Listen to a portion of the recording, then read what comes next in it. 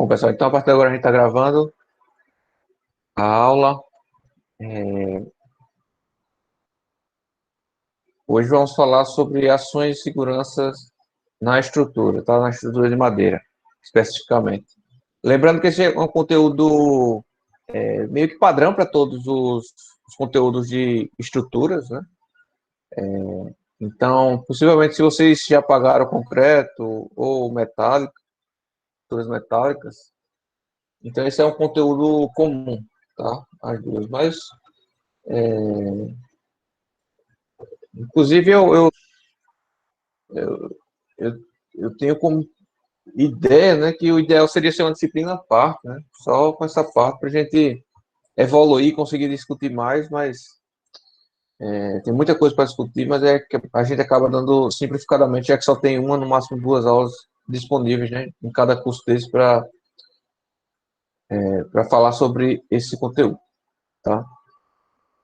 Então, basicamente, o que nós vamos falar aqui hoje é sobre como nós vamos considerar as ações, né, e carregamentos nas nossas estruturas, tá?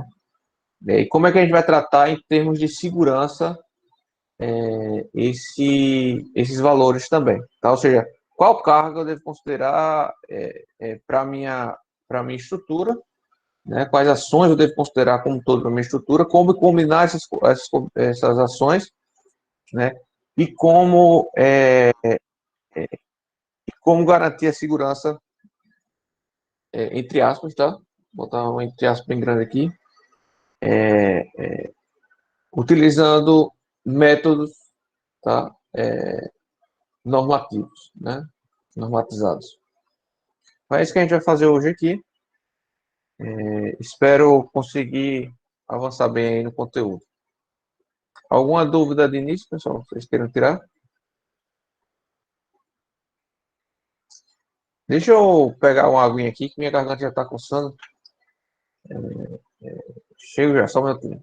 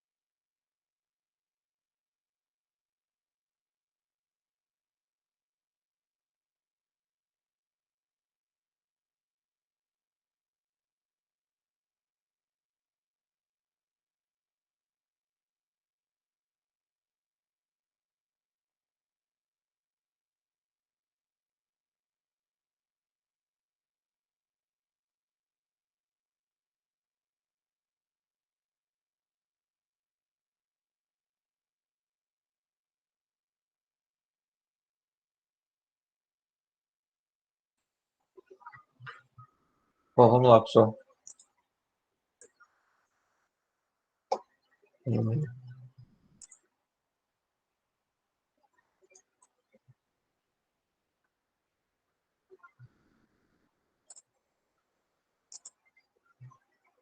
Estão vendo aí minha tela, pessoal? O slide? Sim. Então, vamos lá. Vocês, quem aqui já pagou as disciplinas de concreto, né? De vocês? Ou alguma disciplina de dimensionamento que seja? A gente pagou metálica já. Ninguém mais, né? Caran já pagou concreto, né? Se mais passado comigo, né? Gustavo pagou concreto. Ah, quando eu fim. Beleza.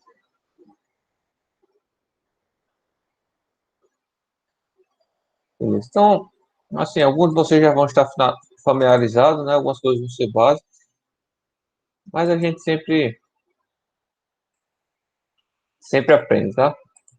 Vamos lá. Veja, todas as verificações e dimensionamentos que a gente faz, no final das contas, tá? Às vezes não aparece muito bem com essa cara, assim, mas no final das contas, sempre o que a gente está fazendo é isso daí, tá? Garantindo que a resistência do material ou do elemento estrutural, né, seja superior a igual ou superior à solicitação, né? Ao quanto ele vai estar sendo solicitado, né? Então, as nossas estruturas são executadas para um determinado fim, né? E geralmente esse fim, ou quase, acho que poderia dizer sempre, não sei, vou dizer sempre aqui, apesar de ficar às vezes com medo de ser tão taxativo, mas sempre esses objetivos envolvem, de alguma forma, suporte de alguma carga, né? Nem que seja o peso próprio da estrutura, né? Dela mesma. Então, vamos supor, no pior dos casos, uma coberta, ela tem que, no mínimo, suportar o seu peso próprio, né? Para servir o seu fim final, seu objetivo final, que é proteger, né? Contra sol, contra chuva e etc. Etc. Né? Mas sempre as nossas estruturas vão estar sendo solicitadas. Poderia dizer uma linguagem mais prática, né? Vão estar sendo carregadas, né? A gente vai carregar nossas estruturas e elas têm que resistir a esses carregamentos e conseguir transferir essas cargas, esses esforços para um elemento estrutural subsequente, né? Então, a laje tem que resistir ao carregamento aplicado nela e distribuir para as vigas, por exemplo, né? As vigas têm que resistir a esse carregamento que advém da laje e outros que são aplicados em cima dela e distribuir para os pilares. Os pilares têm que pegar essas cargas e transferir até as fundações e as fundações têm que transferir até o solo, né? E aí a natureza se encarrega do restante, né? Então, basicamente, a gente tem que carregar, a gente vai carregar, imagina que a gente está carregando as estruturas, essas estruturas deverão resistir a esse carregamento e transferir e serem capazes de transferir para os elementos estruturais subsequentes, tá? Até chegar no solo. E para garantir essa resistência, a gente tem para garantir que a estrutura consiga fazer isso, no final das contas a gente vai fazer várias verificações que envolvem uma resistência e uma solicitação. Ou seja, a gente vai estar sempre comparando resistência e solicitação. Ou até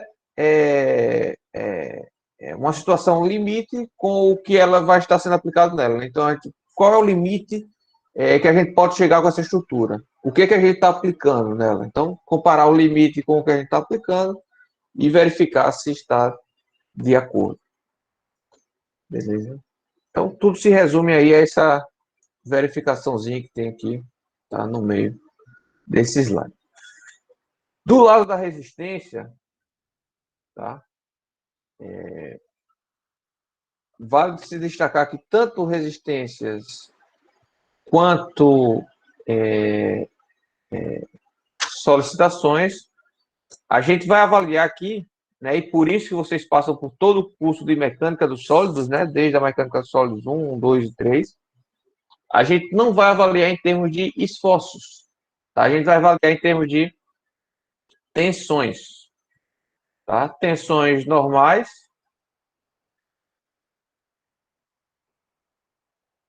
e tensões cisalhantes, né?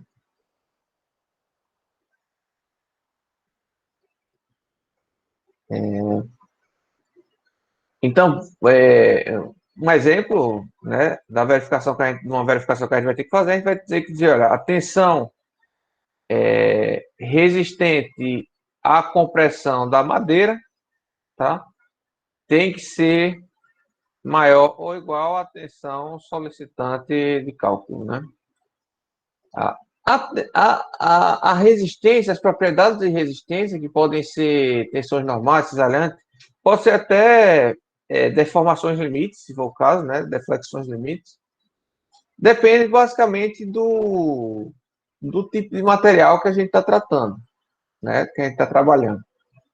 Então, esse material poderia ser concreto, poderia ser aço, poderia ser plástico até, inclusive. Mas aqui no curso a gente está tratando de estruturas de madeira, né? Então, a gente sempre vai estar avaliando as nossas existências, considerando que o nosso material aqui desse nosso curso seriam elementos estruturais de madeira, né? Mas nós temos vários tipos de madeira. Quando vocês assistiram aquelas nossas aulinhas que eu passei para vocês agora, né, coloquei lá no Classroom, vocês vão se lembrar, né? Na maioria de vocês vão se lembrar que a gente tem diversas classes de madeira, né? Diversas categorias de madeira. Você tem madeira mais resistente, tem madeira menos resistente, né?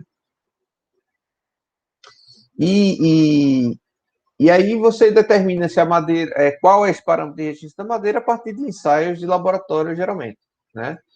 Então, você vai fazer ensaios que já foram comentados lá nas disciplinas materiais, né? Você vai fazer ensaios de compressão, para saber a resistência à compressão da peça, né? Vocês vão fazer ensaios de tração, para saber a resistência de tração da peça. Vocês vão fazer ensaios de resistência ao cortante, para saber a resistência ao esforço cortante, e assim por diante, né? E assim por diante, aí vocês conseguem, a partir dos ensaios laboratoriais, estimar quem é a resistência do nosso material. Obviamente que se é uma madeira conhecida ou se é um material estrutural já conhecido, a gente consegue estimar essas propriedades mecânicas, na verdade, né, como um todo, a partir da literatura, né? A gente tem, então, por exemplo, a madeira que tem origem lá do jatobá. Então, a gente consegue já saber qual é a resistência média desse tipo de madeira, né? Qual a modularidade desse tipo de madeira e etc. Beleza?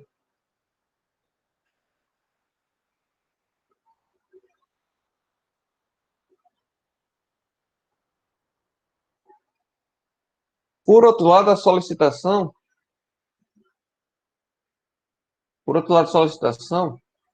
tá, e esses parâmetros da madeira é justamente que vocês vão ver nessas aulas gravadas e que a gente vai ver assim que a gente terminar esse conteúdo de hoje, né? E que pode ser que estenda até a próxima aula, mas assim que a gente terminar esse conteúdo de ações e solicitações, a gente volta para a parte de propriedades materiais, quando a gente vai tratar da parte de resistências e tudo mais, né?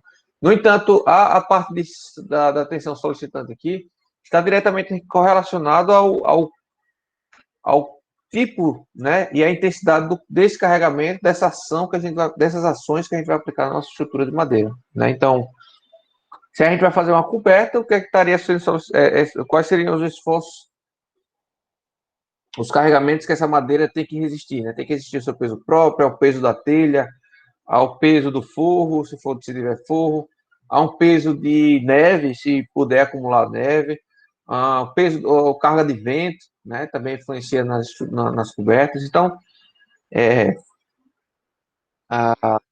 todas essas ações, né, que podem atuar na estrutura, a gente tem que considerar uma forma de combiná-las, né? Esse que é o nosso objetivo desse conteúdo, tá? Para chegar e dizer, olha, essa é o esforço, depois de a gente determinar as ações e as combinações de ações, ou seja, o carregamento da nossa estrutura, a gente vai analisar a estrutura e vamos obter, a partir dessa análise estrutural, né? Seriam os cálculos mesmo, né? Lá que vocês aprendem lá em teoria 1, teoria 2, né? Etc.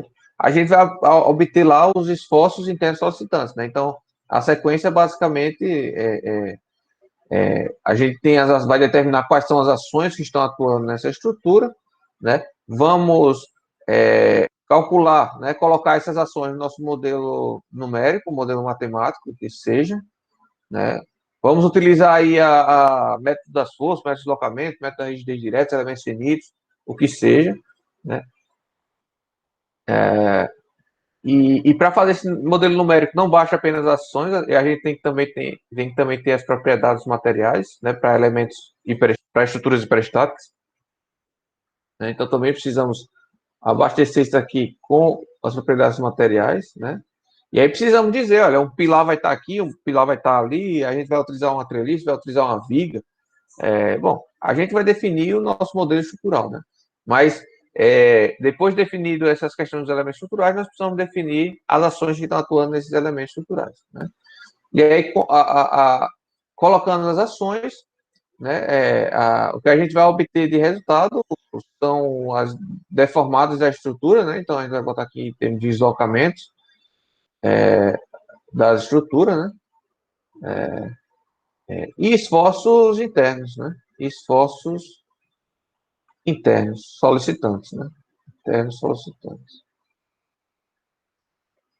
Que seriam o nosso momento fletor, né? O esforço cortante, o esforço normal, o momento torsor, né? E etc. E etc.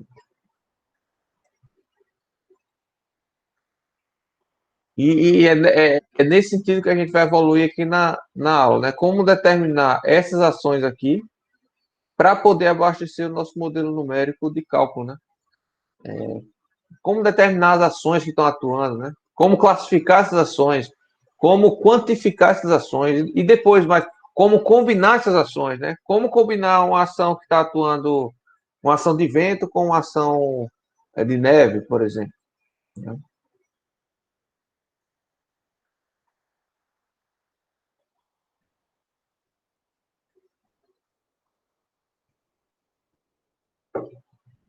Vale destacar que aqui nós não vamos aprender como determinar as ações, né? É como calcular as ações. Eu dou até aqui, eu vou dar até um breve resumo de como fazer isso, né? De como calcular essas ações, de alguns exemplos ou outros, né? Mas no final das contas, eu precisaria de uma disciplina à parte para a gente estar tratando de vários tipos de ações diferentes, né? De carregamentos,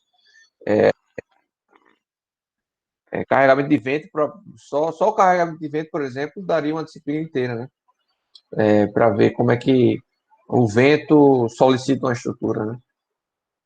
Daria uma disciplina inteira, talvez. Ou metade de uma disciplina. Então, nós não vamos estar vendo isso aqui, né? Nós vamos. O que eu vou passar disso aí para vocês é só para a gente conseguir fazer algum exemplo ou outro. Né? Mas nós vamos estar vendo mais a parte qualitativa da coisa. Dúvidas, pessoal?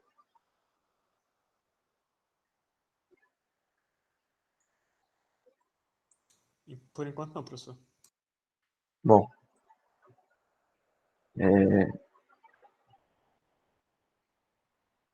Para fazer tudo isso, né, para fazer toda essa avaliação de resistência por solicitação, né,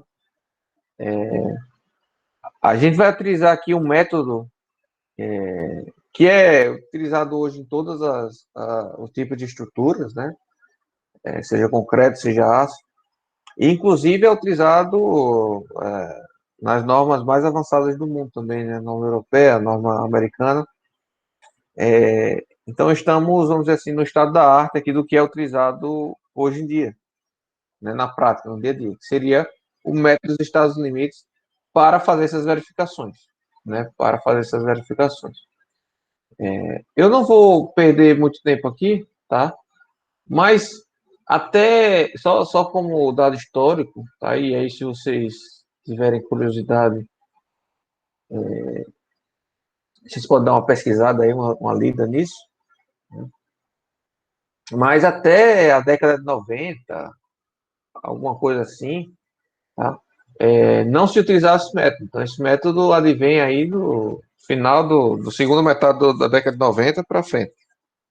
Tá? Então, é relativamente recente a aplicação desses métodos. Né? Então, inclusive, fundações ainda não se utiliza esse método, né, propriamente dito. Ele, na última revisão de 2019, veio a possibilidade de usar esse método aqui, mas também ainda deixou a possibilidade de usar o método antigo, que eu vou comentar daqui a pouco. Ó. Tá? Já as outras, estrutura de concreto, estrutura de madeira, estrutura de aço, você só pode usar esse método aqui, né? Só é normatizado esse método, tá? Mas que método antigo que eu estou falando? Então, eu vou citar aqui apenas para servir de referência para vocês buscarem depois, mas eu não vou me adentrar muito nesse método. Tá? Mas basicamente a gente chama de método das tensões admissíveis.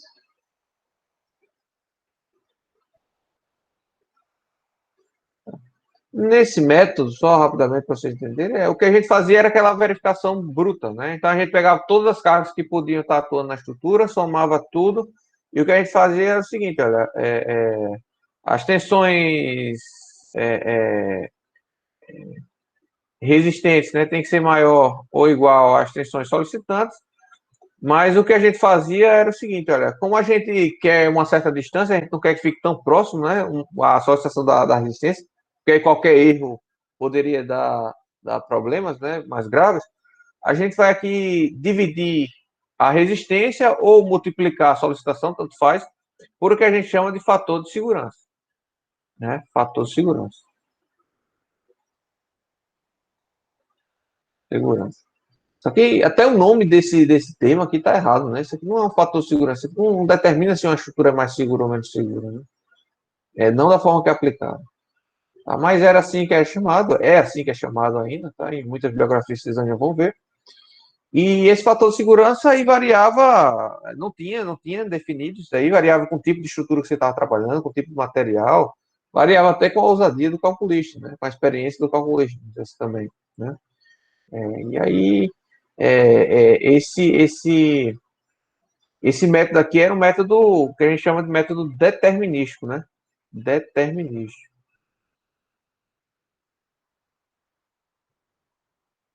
Em que você dizia, olha, a resistência é tanta, a resistência é tal, a solicitação é Y, tá? E a gente tem um fator de segurança que eu vou determinar aqui como sendo Z. E aí eu faço essa verificação uma vez apenas e está garantido todo o resto. Tá? Mas isso está muito furado, né? Isso aqui geralmente levava a situações muito conservadoras, tá? Ou seja, um consumo de materiais muito alto, né? E aí a gente evoluiu para o que a gente chama de método de estados limites. Né? Esse método, o conceito dele é totalmente diferente disso, né? De só fazer essa verificação, a resistência maior que a oxidação. Mas no final das contas, como eu falei para vocês no começo da aula de hoje, esse método, o que ele faz várias vezes fazer essa verificação. Né? Então, ele faz essa verificação várias vezes, né? Para cada situação possível de obra. Né? E, além disso, as solicitações podem ser diversas. Né? Você pode ter várias solicitações diferentes atuando na sua estrutura. Você não simplesmente soma tudo e toca o barco. Né? A gente vai fazer algumas considerações aqui para fazer a combinação das ações. Tá?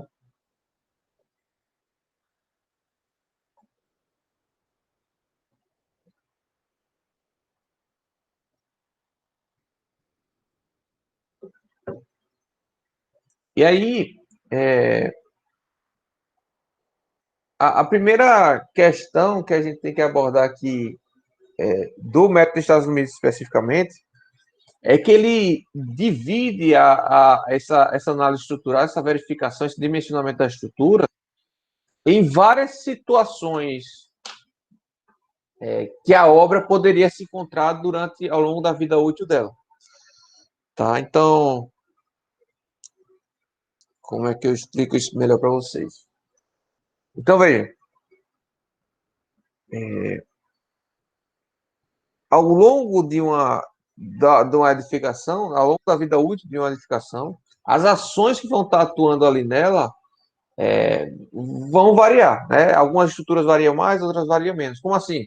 Então, por exemplo, você tem um apartamento, esse apartamento tem laje, tem viga, tem pilar, né? E aí você vai estar com um dia fazendo uma festa dentro desse apartamento, em que vai ter 20, 30 pessoas dentro do apartamento, né? Concentradas ali na sala, e vai ter dia que não vai estar ninguém dentro do apartamento, né? Todo mundo sai para trabalhar. Então, portanto, o nosso intuito aqui é tentar pegar algumas situações características que aquela edificação vai estar submetida ao longo da vida útil dela, né? E dizer, olha, caracterizar cada uma dessas situações características com um determinado nível de ação, né? Então, olha, nessa situação específica, eu vou considerar aqui que o apartamento está cheio de gente, tá? Mas nessa outra situação aqui, eu vou considerar que o vento está batendo muito forte, tá sendo um vento muito forte, o máximo do histórico que já teve aí, que a gente já conseguiu medir, né? Ou o vento de retorno de 50 anos, vamos dizer assim, né? Aquele que ocorre aproximadamente uma vez a cada 50 anos. E a partir dessa separação da estrutura, desse comportamento da estrutura, né, ao longo do tempo, a gente vai fazendo as verificações, né, E aí, portanto, a primeira coisa que esse método de estados limites preconiza é a separação em estados limites, né, da nossa estrutura. Então, a gente vai estar avaliando situações características em que a nossa estrutura vai estar sendo solicitada, e essas situações características a gente vai chamar de estados limites, ou seja, vai ter um determinado estado que a nossa estrutura vai estar no limite para a resistência final, né? Vai ter outro estado que ela vai estar no limite de deformação, de deformada admissível, né? Portanto, a gente vai separar essa a vida útil da nossa estrutura, né, nesses estados limites, né? E a gente vai separar esses estados limites em dois grandes grupos, tá? A gente vai verificar esses estados limites no grupo, cadê aqui? No grupo dos estados limites últimos, tá? E no grupo de estados limites de serviço.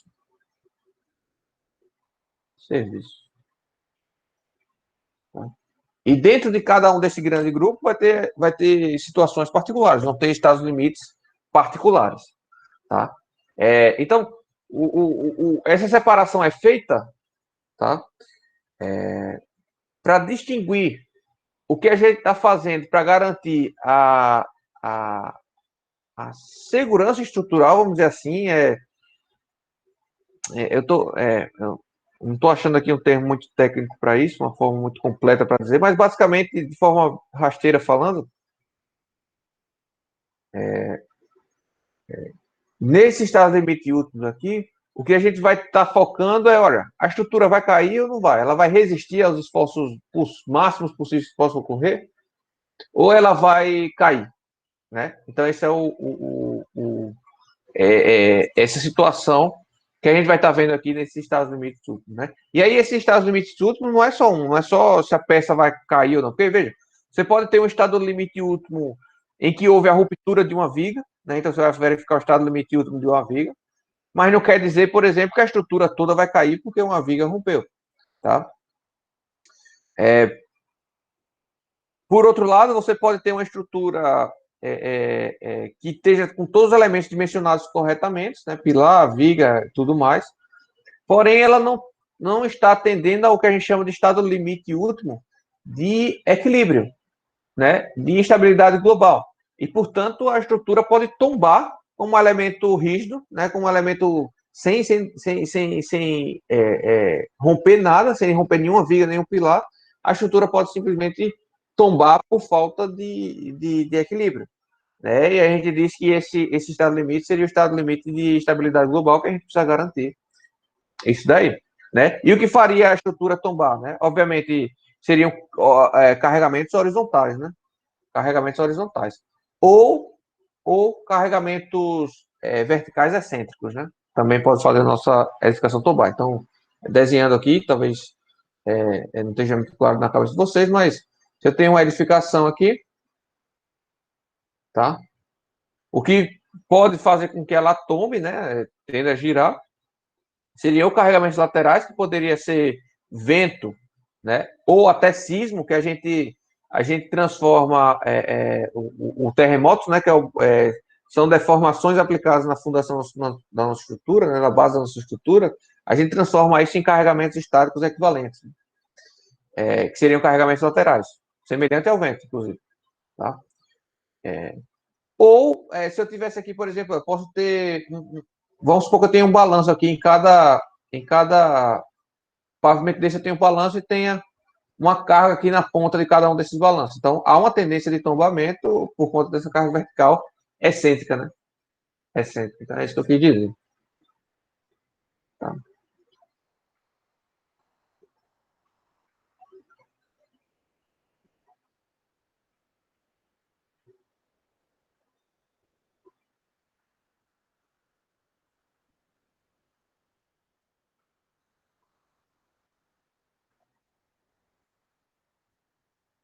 Então, o que eu separei para comentar com vocês foi justamente esses dois pontos, né? Estabilidade global e a ruptura das peças, né? Sendo que aqui no curso que a gente vai estar trabalhando é apenas com o esgotamento de capacidade da resistência resistente da peça, tá? Então, nós vamos aprender aqui a dimensionar terças, vigas, pilares, né? Etc. Né? Ou seja, para que resista até o esgotamento, até seu esgotamento último, né? Ou seja, que a resistência dessa peça seja suficiente para não romper perante as cargas aplicadas. Né? Dúvidas aí, pessoal? No que seria esse estado limite último?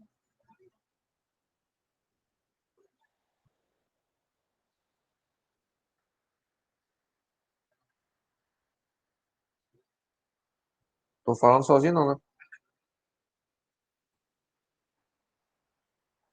Não, professor. Fique tranquilo.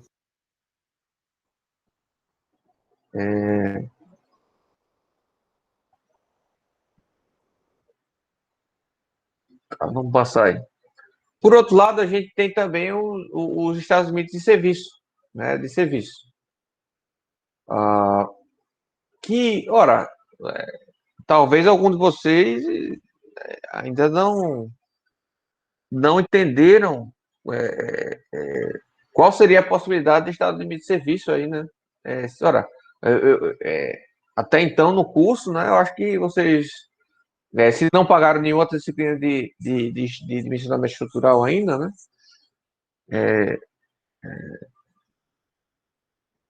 Na cabeça de vocês era simplesmente dimensionar tudo para que não rompesse, né?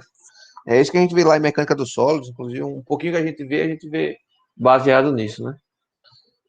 Mas, pelo método de Estados Limites, não basta apenas dimensionar aquela peça para não romper, né? Para não entrar em ruptura, né? A gente precisa também dimensionar aquela peça para que ela funcione adequadamente para o fim que ela foi projetada, né? E nesse aspecto, essa aula até é uma aula de concreto que eu fiz na época que eu lecionava em outra aula, né? Em outro curso. Então, aqui as verificações dos estados de serviço de concreto, aqui, a gente está falando de, por exemplo, garantir que não fissure, né, as peças de concreto, ou que não abram fissuras excessivas, né? Para quê? Primeiro, para não causar desconforto, né? Segundo, para garantir a durabilidade da estrutura, né, etc. Mas aqui, no caso das nossas estruturas de madeira, né, a gente não tem possibilidade de fissura, né? A nossa madeira não vai fissurar, né? Então, essa parte de fissura aqui seria exclusiva para concreto, né? Porém, esses dois estados limites aqui, no final, eles são universais, né? Eles servem para qualquer tipo de estrutura. Tá? A gente tem que garantir esses estados limites aqui de serviço para qualquer tipo de estrutura, seja ele de deformação excessiva, né? Ou seja, a gente precisa garantir que a nossa estrutura não deforme excessivamente, e a gente tem motivos para isso, mas quando a gente for ver essa parte de dimensionamento ao estado limite, a gente vê mais adequadamente isso daí. E a gente também não pode deixar com que a nossa estrutura vibre excessivamente, né? Porque isso, por exemplo, um motivo que serve para os dois casos aí seria o conforto do usuário, né? Então, eu acho que não fica muito confortável você estar andando sobre uma laje do seu apartamento e você sentia aquela vibração, né? Você sentia aquele desconforto de como se seus órgãos estivessem em uma aceleração diferente da natural, né?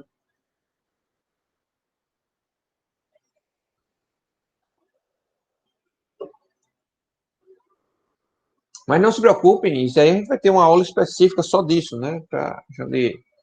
Principalmente a formação excessiva, porque já adiantando vibrações excessivas, a gente não vai conseguir evoluir muito aqui no curso, porque não faz parte do curso a parte de análise dinâmica das estruturas, né? E vibrações está diretamente relacionada à dinâmica das estruturas, né?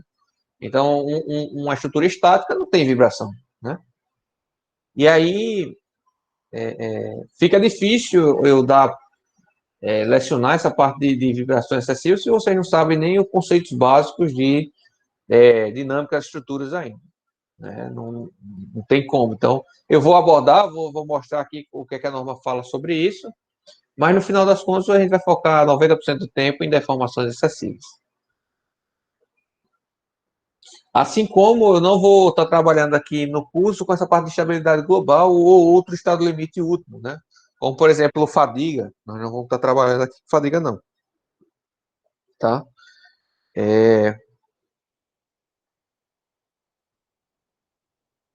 Beleza. Então, nós vamos focar aqui, basicamente, em garantir a capacidade resistente da peça estrutural, das peças estruturais, né? E deformações limites.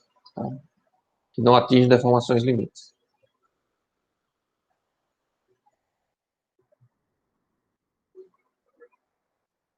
Eu pulei esses slides porque ele fala da parte de resistência do material.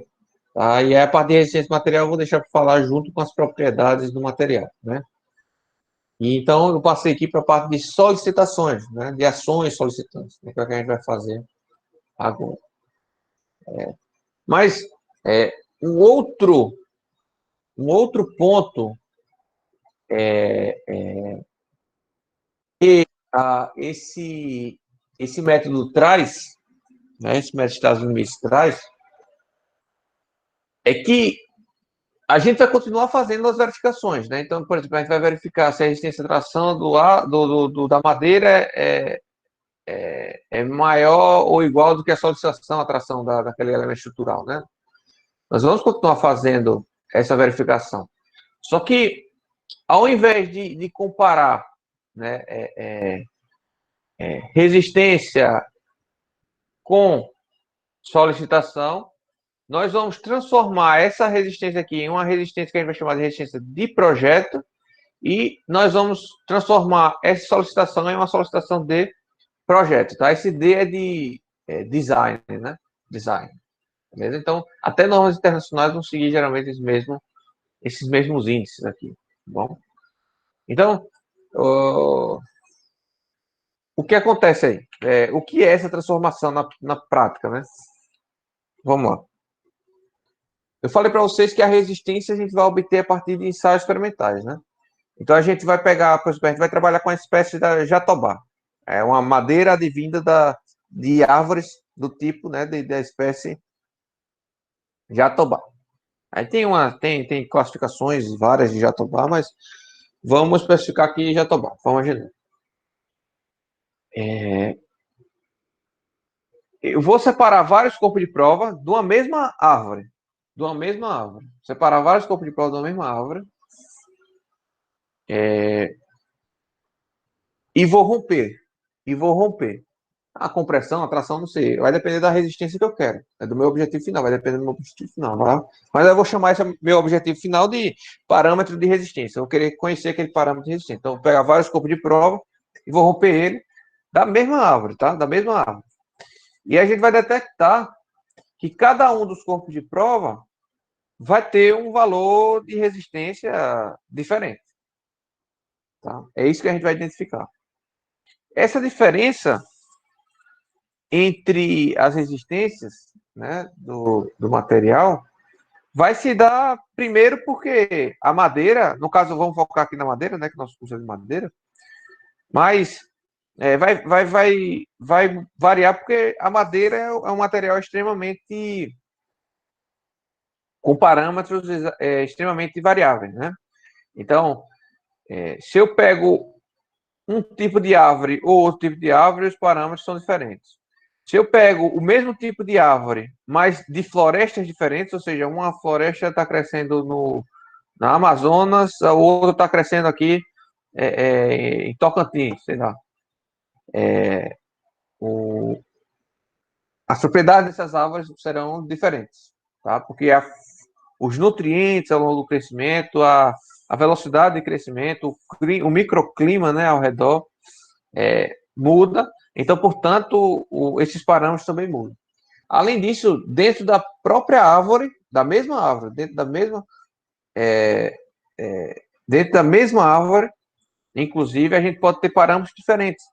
Porque eu posso estar tirando uma parte um corpo de prova do Alburno, né? E tirar outro corpo de prova do Cerne, né? Que vocês vão, se vocês não se lembram, são as divisões internas da madeira, né? E vocês vão rever aí nas aulas que eu passei para vocês, tá? Mas então, geralmente a parte do Cerne é mais dura, mais resistente, mais seca. Aí a parte do Alburno é o oposto, é mais molhada, mais mole e menos resistente. Tá? Então, dentro da própria árvore, você vai ter pontos com mais resistência do que outros, né? Então, existe a variabilidade de resistência daquele material, tá? Um determinado material tem variação de resistência. Por quê? Né? Até o próprio aço, pessoal. Obviamente que a variabilidade da resistência do aço é ínfima perante a variabilidade da madeira. Mas, dentro de uma peça, dentro de uma estrutura metálica, né, de uma peça de metálica, de aço, né, você pode ter ali, por exemplo, um arranjo,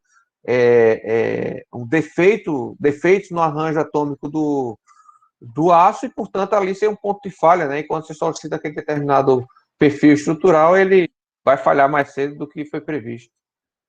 Tá? Então, todo material tem uma variabilidade, algumas são desprezíveis, tá? Outros são significativos e outros são variações enormes. Né? Madeira é um material que varia muito com as suas propriedades. Tá? Mas a gente vai comentar isso posteriormente. Então, portanto, o que eu queria chegar é o seguinte: eu vou pegar vários corpos de prova dessa determinada madeira, vou romper todos eles, vou verificar qual é o parâmetro de resistência e vou identificar que são várias resistências diferentes. Né? E o que a gente faz para considerar essa resistência no projeto? A gente vai fazer uma análise estatística, né? A gente vai fazer uma análise estatística em que a gente vai pegar, perdão, deixa eu melhorar aqui, em que a gente vai pegar o parâmetro de resistência que a gente quer saber aqui, né? E vai colocar num diagrama gaussiano, numa curva gaussiana aqui, né? Uma curva normal. Opa, por que saiu?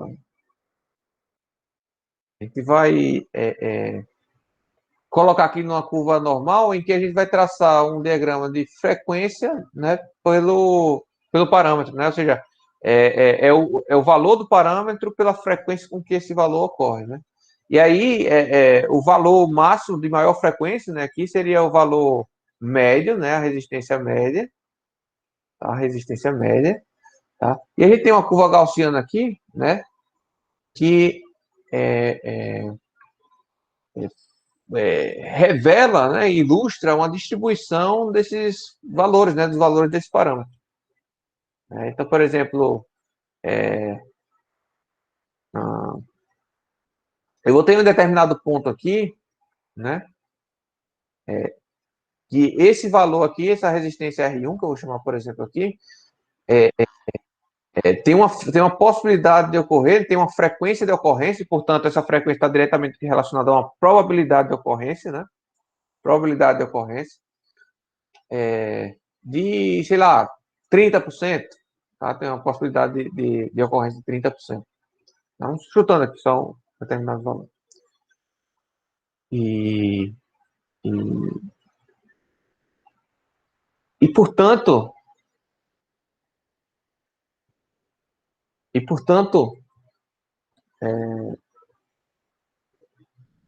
o que a gente quer, sabendo que a nossa resistência varia, né? Esse parâmetro de resistência varia, o que a gente quer é um valor fixo para poder utilizar nos nossos cálculos, né? A gente não pode fazer uma avaliação probabilística em toda verificação que a gente for fazer. Tá? Ainda hoje isso é muito inviável. Né? E o que a gente faz? A gente transforma essa curva normal em um valor, em um parâmetro, né? Que a gente vai chamar de parâmetro característico. Então, portanto, a gente vai pegar toda essa nuvem de pontos, né, de resistência e a gente vai estimar a partir dessa resistência, de várias resistências, né, a gente vai estimar uma resistência que a gente vai chamar de resistência característica. Tá? Então, toda vez que tiver um K, né, a gente vai estar associando esse K com o termo característico. Tá? Por quê? Porque esse valor é o que vai caracterizar toda essa distribuição de resistência. Tá? Toda essa distribuição de resistência.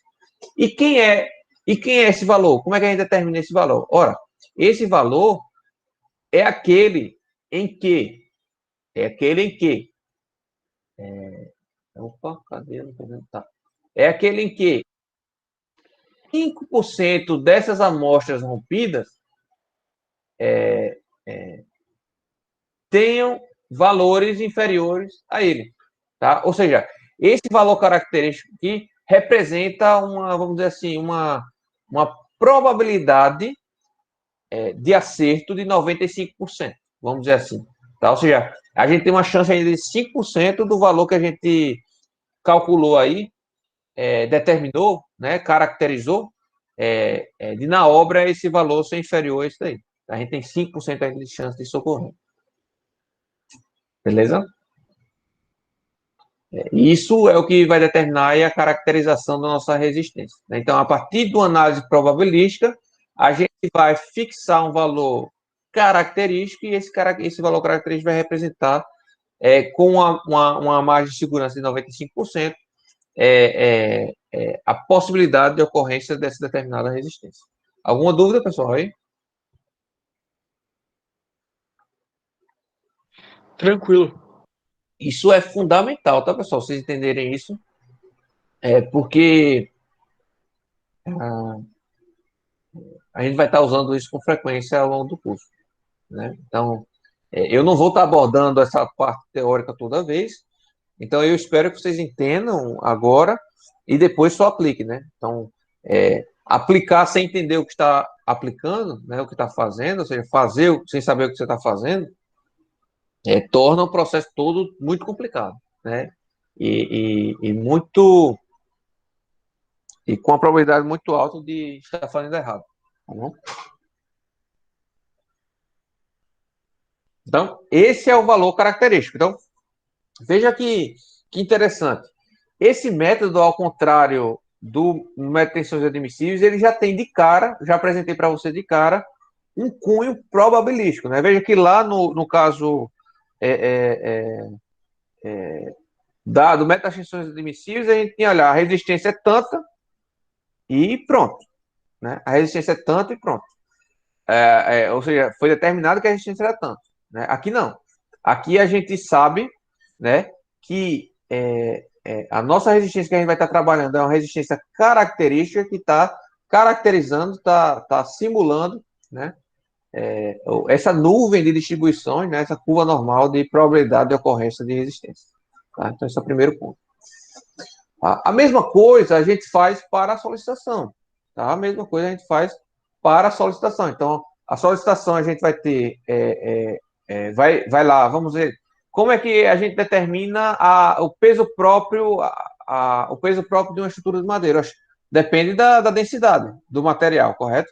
Então, nós vamos medir essa densidade do material várias vezes, vamos fazer uma curva normal e vamos determinar uma solicitação característica, uma densidade característica, e a partir dessa densidade característica, nós vamos estimar uma solicitação característica. Beleza? Como é que faz para determinar a carga atuante em uma escola? Numa escola.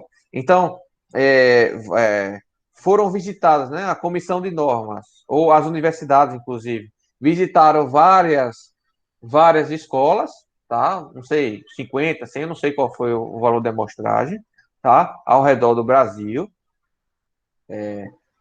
Pesou os alunos que estavam ali, naquele ambiente, mediu a área que estava distribuída aquela sala de aula. Então, na escola tal, na sala tal da escola tal, teve um peso, uma carga. Na escola do IFAL, de Palmeira, na sala 3, teve um outro peso, né? As pessoas eram mais gordinhas, no outro as pessoas eram mais magrinhas, no outro a escola era uma escola infantil, no outro era uma universidade, tá?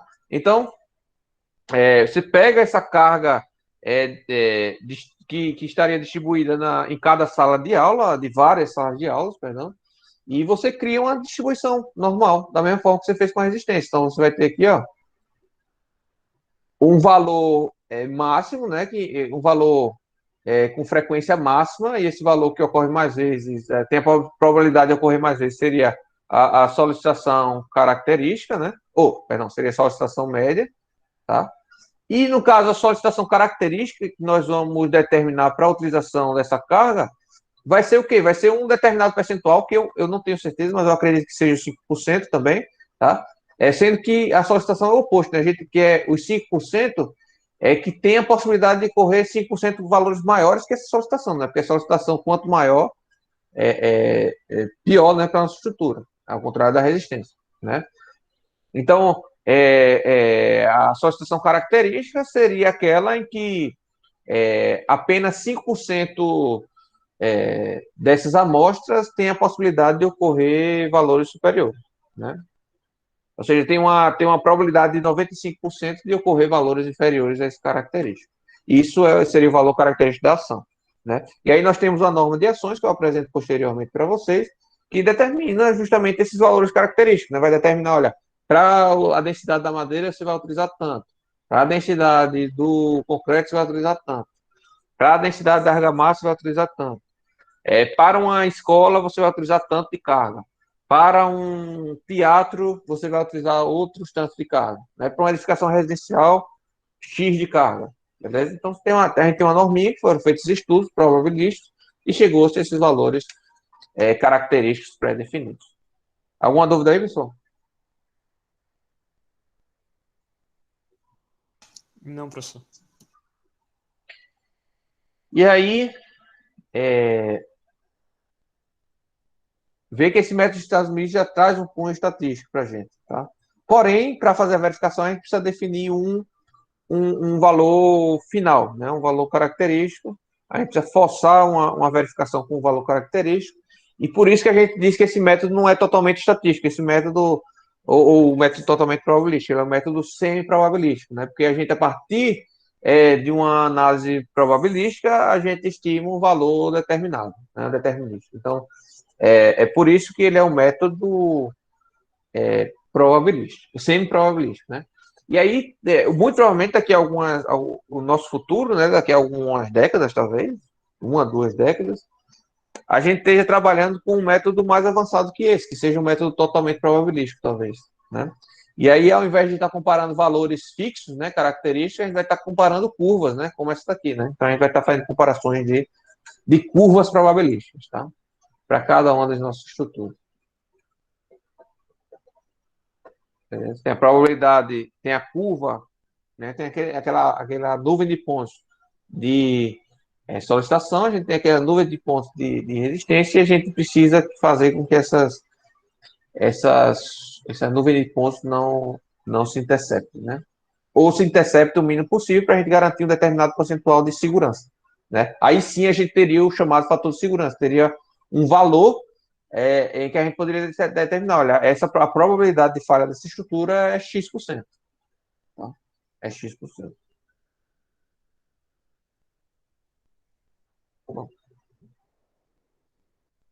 Só que o que acontece? Aí aqui o que a gente faz, né?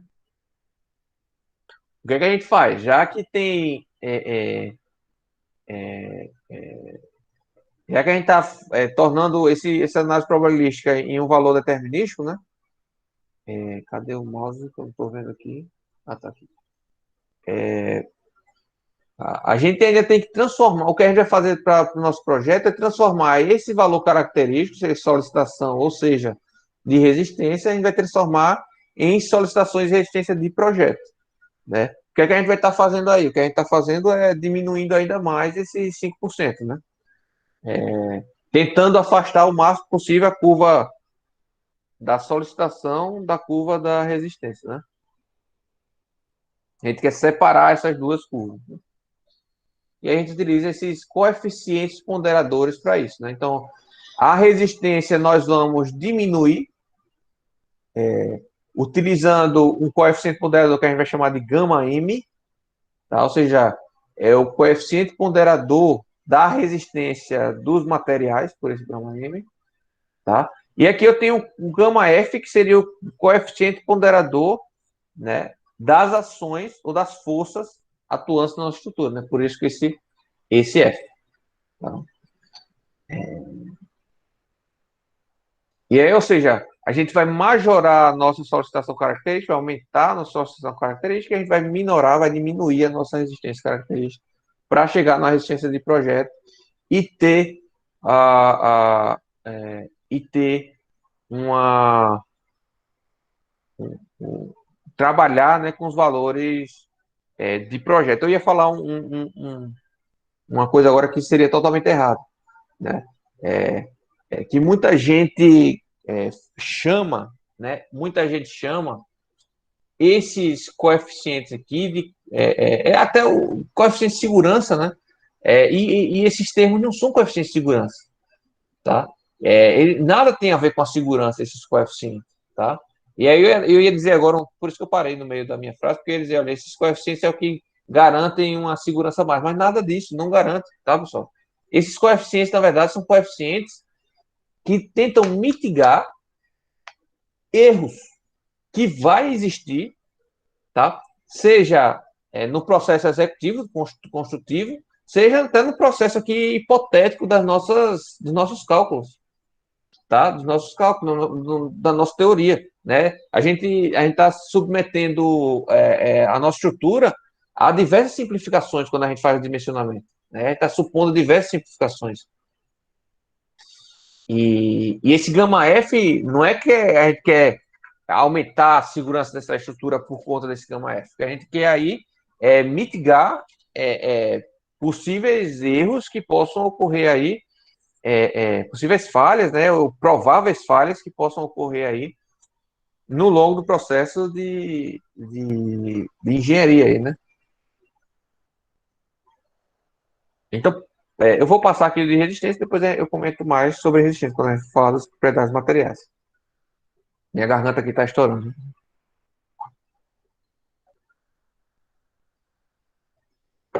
Vamos lá.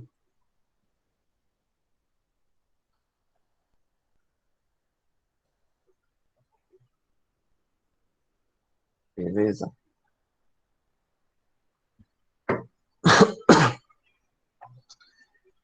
Bom, esse gama F tem uma razão dele de ser. Como eu falei, pessoal, isso não está ampliando a resistência, isso não é um coeficiente de cagaço que a gente chama usualmente, né? Se você tiver com medo e quiser colocar um coeficiente de cagaço, você coloca por cima disso daí, tá? Porque esse gama F tem justificativa de existir, tá? Assim como o gama M, tá?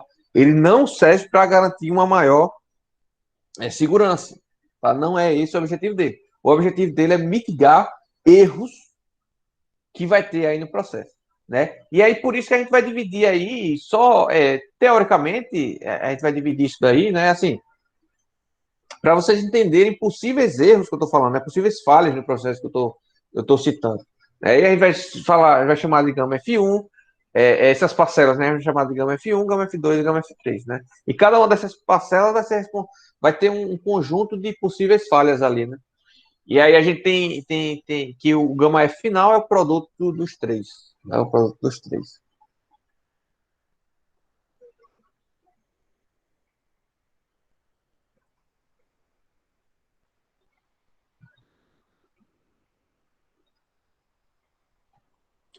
Então,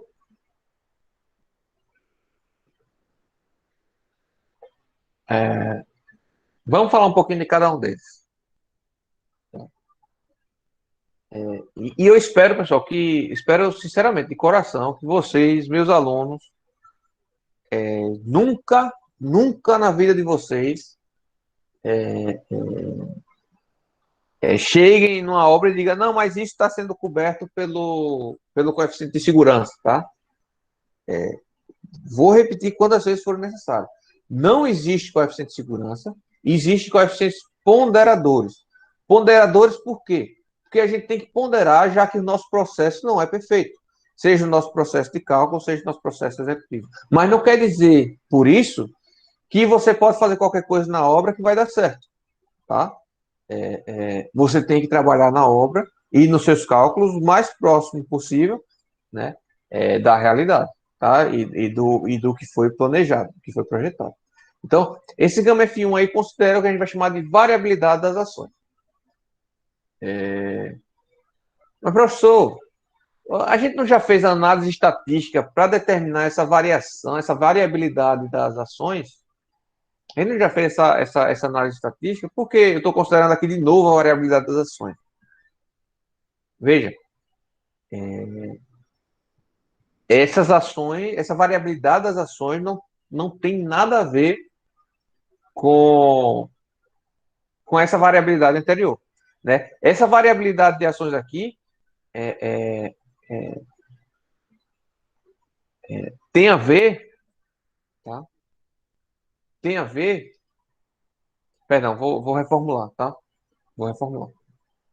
Esse coeficiente de variabilidade das ações, ele tem a ver com a possibilidade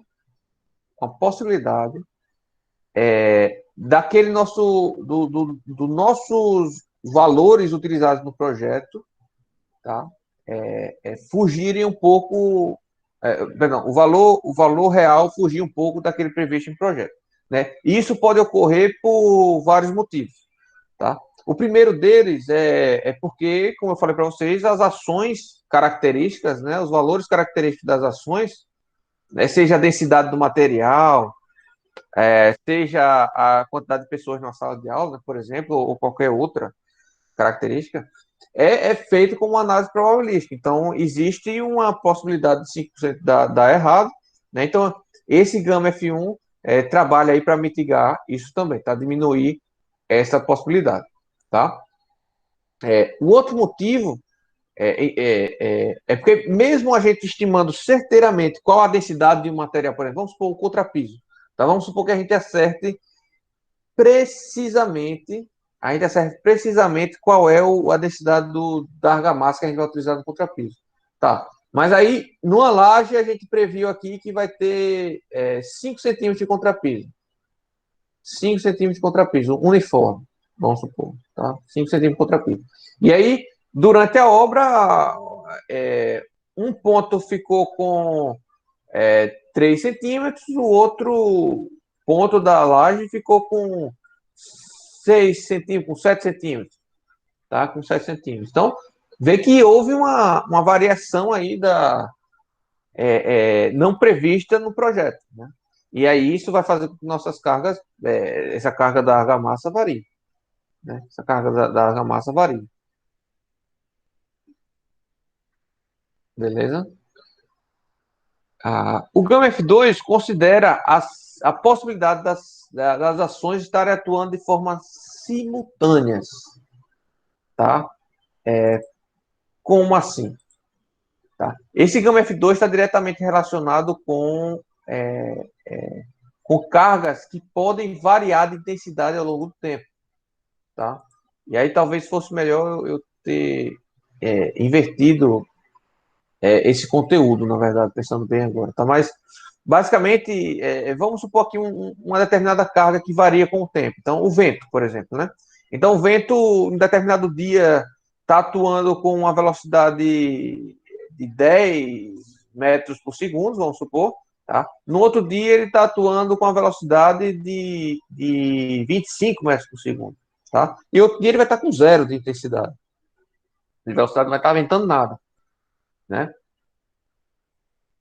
Ou seja, se eu fizesse aqui um histórico dessa ação, né, desse carregamento, fizesse aqui o valor do carregamento do vento, tá, e fizesse aqui o tempo, né, então haveria uma variação, né, dessa intensidade ao longo do tempo, ao longo do tempo.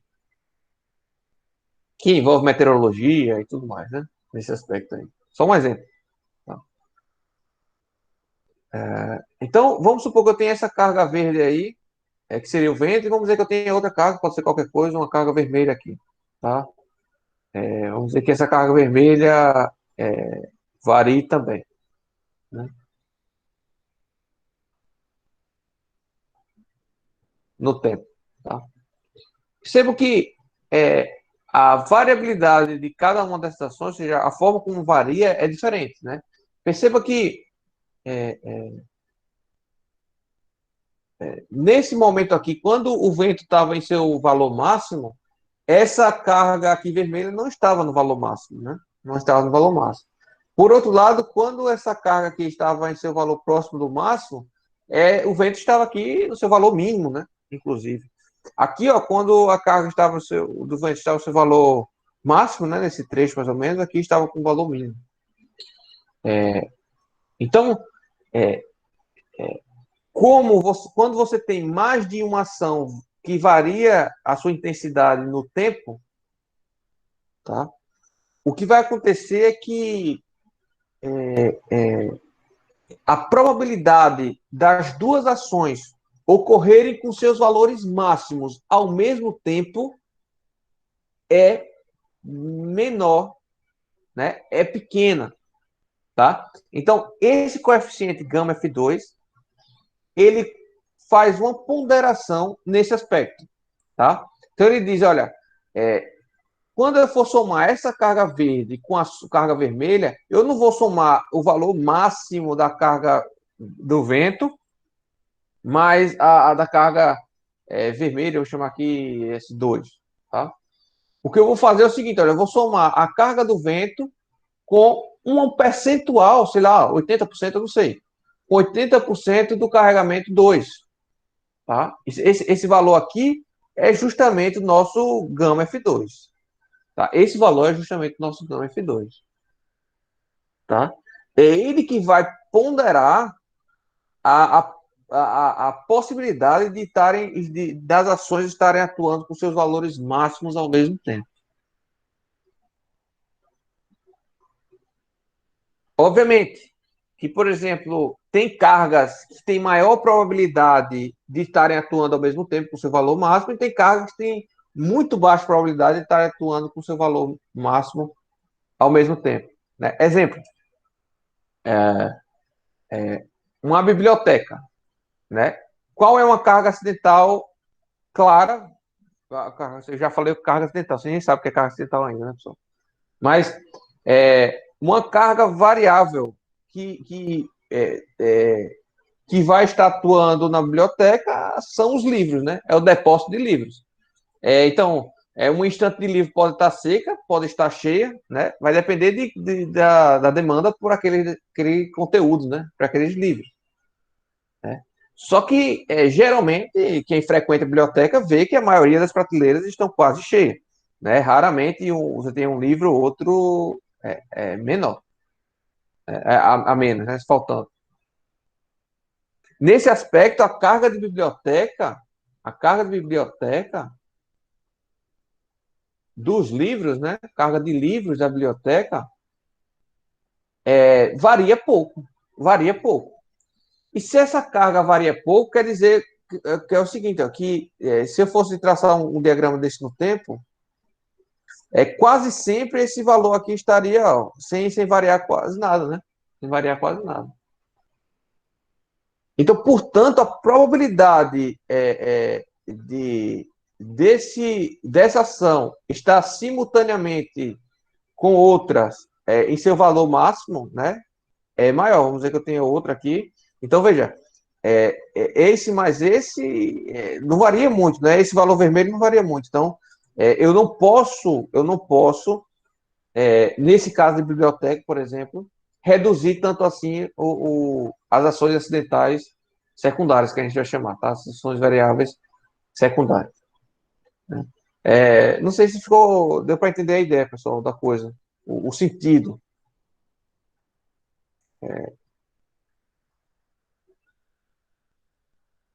Tem alguma dúvida aí?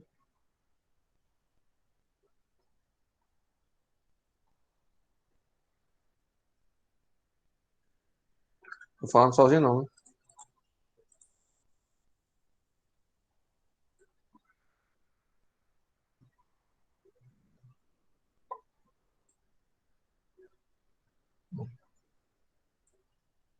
Então, esse valor gama F2 aqui é menor que 1, tá, pessoal? Ele é sempre, ou ele é menor ou igual a 1. Ele é menor ou igual a 1. E ele só é aplicado em cargas que variam com a sua intensidade no tempo. Então, que é menor ou igual a 1. E você tem uma parcela 3 que considera possíveis desvios gerados na construção, né? E aproximações feitas em projetos, né? Do ponto de vista das solicitações. Então, aproximações, simplificações, né? Hipóteses simplificadoras, qualquer coisa do tipo, né? Então, um exemplo clássico. Tá? A norma de cargas permite, por exemplo, olhando aqui em planta baixa uma laje, né? Aí vamos supor que eu tenho uma parede aqui, uma parede de drywall, tá? É, o correto seria, bom, olhando em corte assim, né? Seria considerar uma carga linear, né?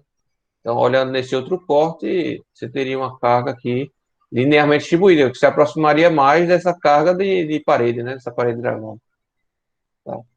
Ah, ah, no entanto, a norma permite a gente fazer uma simplificação aqui e dizer, olha, essa carga aqui, ao invés de considerar ela linear, aplicada exatamente nesse ponto, a gente vai considerar uma carga distribuída em toda a laje, né? Ou seja, eu estou simplificando o meu cálculo, né?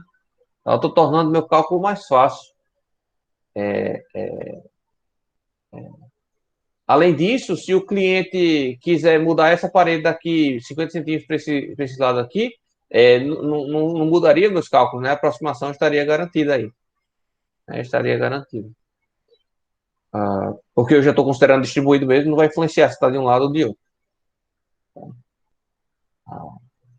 Então, esse é um exemplo de simplificação feita, né, de ponto de vista de projeto. Beleza, pessoal? Podemos prosseguir aí? Então, nós temos essas três parcelas aí que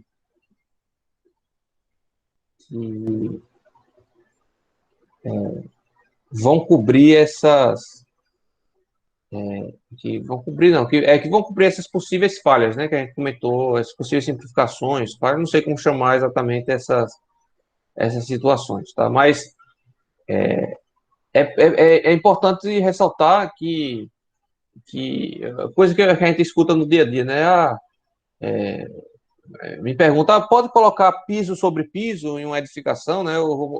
É, tem o piso, para não ter que tirar o piso e colocar outro, eu vou colocar um piso por cima. Não quer dizer que não pode, né? Mas você também falar o argumento, como já ouvi falar, muitos engenheiros, mais de 3 engenheiros já ouvi falar esse argumento. Não, mas eu tenho coeficiente de segurança, e aí a gente tem folga aí para colocar essa carga. Pessoal, não é assim, tá? Não é assim. A gente vai projetar para essa carga de um piso só. A gente vai projetar para X centímetros de argamassa, mais uma cerâmica do tipo tal, beleza? Se botar cerâmica por cima vai cair? Não, não vai. Muito, muito provavelmente não vai, porque tem diversos outros fatores que a gente não domina na estrutura, né? Mas o engenheiro dizer que é garantido isso, ele não consegue falar, porque pode ser que venha a ocorrer o problema com ele, né? Então, vamos supor, se todos os apartamentos colocarem uma piso sobre piso, aí pode gerar problema, né? Pode gerar um problema grave, né? Acrescentar uma alvenaria ali ou outra, não vai cair, muito provavelmente, né? A sua estrutura, mas você sair adicionando, dá problema. Você vê, aquele prédio que caiu no Rio, eu não sei se vocês. É porque o tempo passa, a gente nem percebe, mas eu acho que já faz perto de 10 anos que caiu. Acho que eu estava formado já, mas era recém-formado, então acho que faz perto de uns 8 anos. Teve um prédio que caiu no Rio. O prédio, para você ter noção, o prédio era. O formato do prédio, quando ele foi construído, ele era assim. Quando ele caiu, antes de cair, ele já estava com tudo isso aqui preenchido. Isso aqui preenchido. Porque veio um engenheiro e disse, não, pode botar isso aqui. Veio outro e disse, não, pode botar isso aqui. Pode botar isso aqui. Pode trocar, pode botar piso sobre piso. Pode adicionar alvenaria aqui. Pode adicionar alvenaria ali. Bom, chegou o último engenheiro que fez isso, o prédio caiu, né? E o problema todo caiu nas costas dele, né?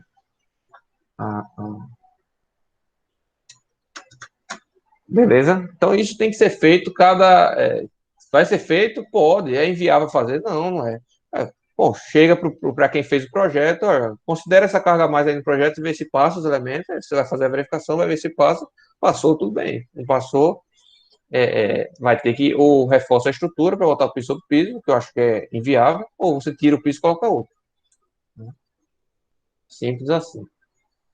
Agora, nenhum engenheiro tem esse controle de dizer que pode botar piso sobre piso. É um exemplo só particular, né? Mas isso ocorre várias vezes. Isso ocorre em várias situações, porque eu não me lembro de todas, mas todo mês tem uma situação dessa que ocorre. Aí o cara, eu fico bastante decepcionado aí com a nossa engenharia, tá bom? Então é importante vocês saberem o que são esses coeficientes, que eles não servem para cometer erros, é, é, vamos dizer assim, erros pensados, né? Erros dolosos, vamos dizer assim, com intenção, né, de errar mesmo.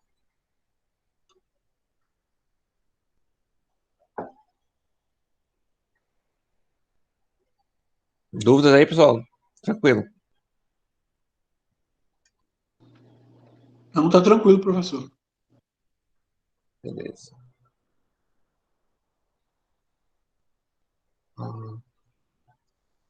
9h20, cheguei nem na metade da aula ainda, complicado. Mas é importante a gente conversar, né? Em outro caso, a gente vai marcar aula extra e acabou-se, né? Paciência, quem não puder participar, tá no seu direito, tá na sua razão, e a gente deixa gravado e vocês vão ter acesso, né? Mas eu não vou deixar de passar todo o conhecimento possível, necessário, que eu acho, né? Nem possível, necessário, que eu acho necessário por conta de tempo, tá bom? Então, o que é ação? Venho falando de ação, solicitação. O que é ação, no final das contas? O que é ação? Eu não vou nem usar essa definição. Eu vou mostrar aqui para vocês a NBR 8681, tá? 8681. Essa norma é a norma que justamente padroniza como deve ser utilizado o método dos estados limites. Tá? Então, o título dela está aí, Ações de Segurança nas Estruturas, de 2003, tá? E é interessante fazer essa análise de datas, porque, veja, a norma de madeira que a gente vai estar utilizando no curso é de 97. E aí é um dado histórico interessante que a norma de madeiras foi a primeira norma a abordar o método dos estados limites. Antes de concreto, antes de aço, madeira foi a primeira norma que abordou o método dos estados limites como método de segurança nas estruturas. E aí, como a norma antes dessa norma de ações de segurança, o que acontece? Na norma de madeira, alguns termos são diferentes, né? Ela tem uma abordagem muito mais ampla do que as demais normas técnicas, a norma de concreto e a norma de aço. Né? Por quê? Porque quando foi feita a norma de madeira, não existia essa norma de ações de segurança. Portanto, tudo tinha que estar ali constando na norma de madeira para poder utilizar o método dos Estados Unidos, né? E aí é um dado histórico importante para vocês entenderem, né, algumas diferenças que vão haver de terminologias e tudo mais, né? Mas a norma que você deve seguir é essa daqui, de ações de segurança na estrutura, tá? Porque é a mais atual, é a mais recente, e ela serve para qualquer tipo de estrutura. Qualquer tipo de estrutura. Tá? Mas isso não quer dizer que nas normas específicas de concreto de aço não tenha nada sobre isso. Tem. Geralmente tem um capítulo específico sobre isso, que é basicamente o que tem essa norma resumida, tá? Ou focada mais na parte de cada um dos elementos. Aqui é uma norma genérica, né? Mais geral. Beleza? Mais geral.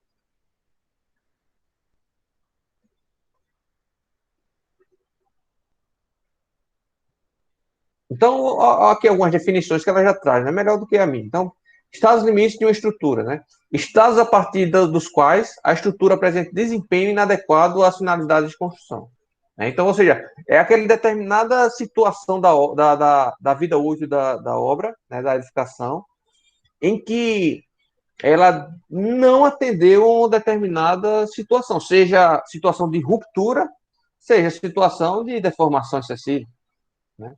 Aí você tem os Estados Unidos últimos, como o grande grupo, o primeiro grande grupo, que seria estados que, pela sua simples ocorrência, determina paralisação, no todo ou em parte, do uso da construção. Então, até uma definição bem diferente do que eu falei, né? Mas foi justamente o que eu estava tentando buscar, era essa definição mais, assim, mais oficial, né? E aí eu traduzi isso para vocês dizendo, olha, é ruptura, né? Seria um estado limite em que chegou, o elemento estrutural chegou na ruptura, ou seja, é impossível você utilizar o elemento que rompeu, né?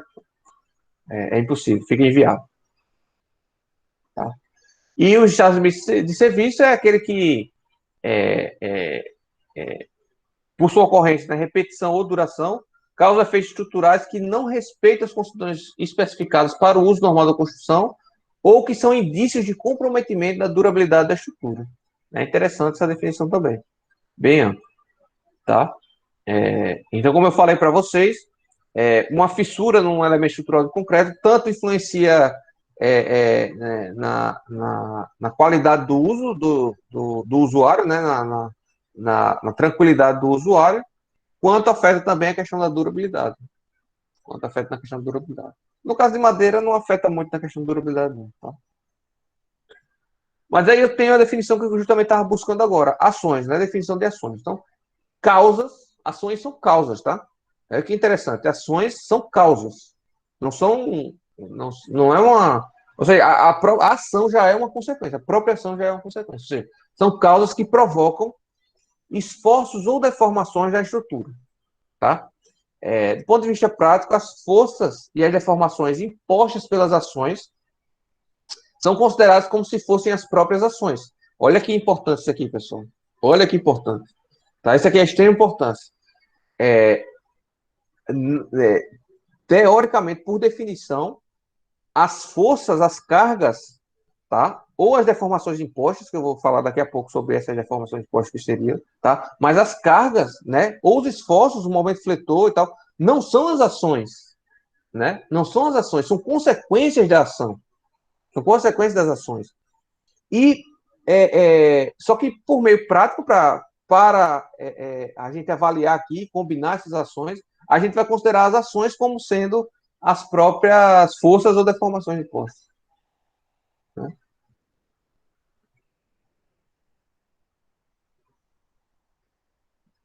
E aí vamos parar por aqui. Eu cito já essa classificação a posteriori, tá? Mas talvez o que seja mais imediato de vocês imaginarem como sendo uma ação, né? Seria carregamento, né? Eu tenho uma estrutura. Opa! Espera aí, pessoal, que ficou tudo preto aqui agora.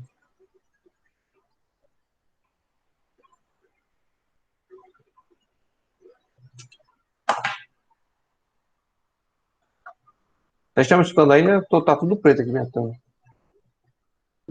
Tá dando para ouvir. Poxa, que loucura deu aqui. Funcionando mais nada aqui.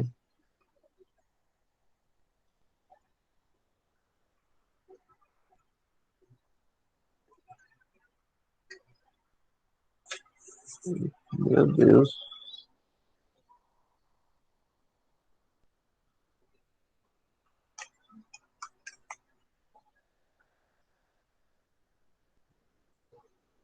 Já apertei Ctrl Alt Del e nada. Deu um bug pesado aqui agora. Tá dando para ouvir e ver, não foi, professor? Beleza, a minha tela ficou preta aqui do computador. Eu vou reiniciar aqui e entro já de novo, tá? Na aula, só um minutinho.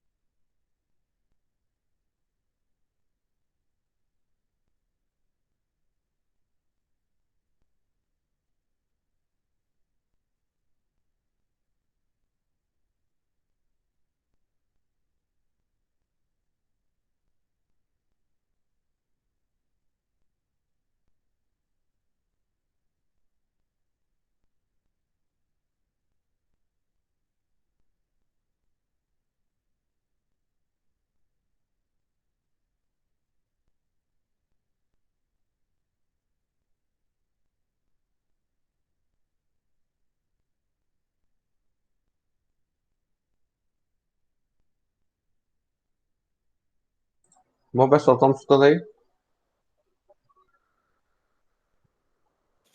Sim. Deixa eu abrir aqui as minhas coisas.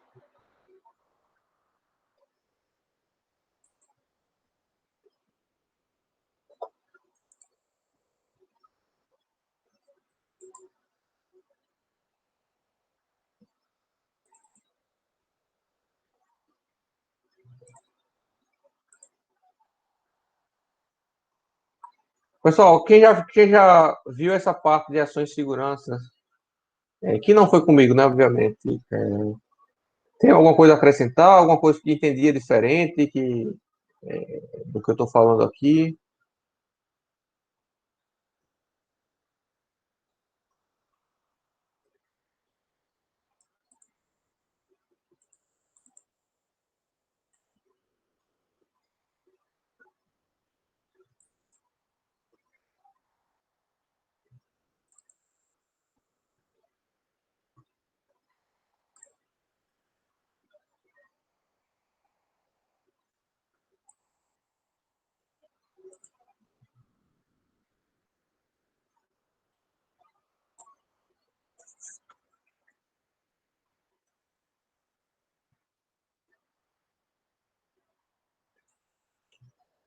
Beleza, vai estar dizendo que foi a mesma coisa.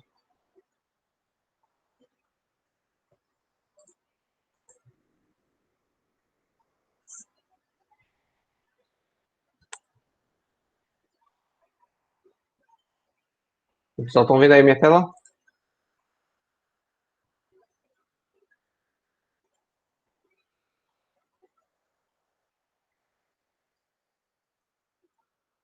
Beleza.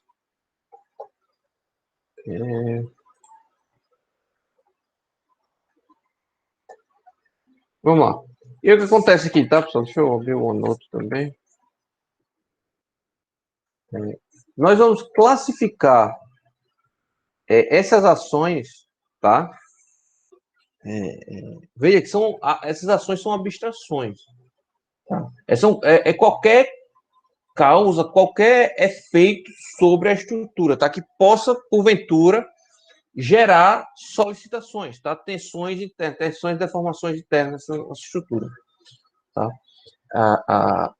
E aí a gente vai classificar essas ações de diversas maneiras, tá? Para tentar entender melhor isso, né? E tentar pôr um pouco o pé aqui no chão, né? Na prática, né? Para tentar entender como funcionaria isso. Né? Então, é, é, nós vamos classificar as ações, tá? Primeiro, quanto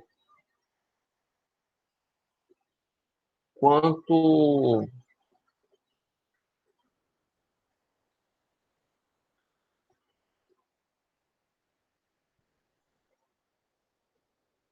vou dizer assim, essa classificação vai ser quanto à forma como se apresenta, tá? Uma forma como se apresenta.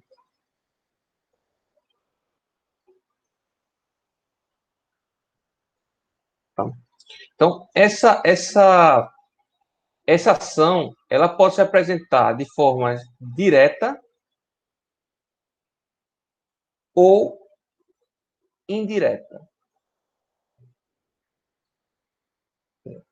Daqui a pouco eu volto aqui. Eu posso classificar também. Opa,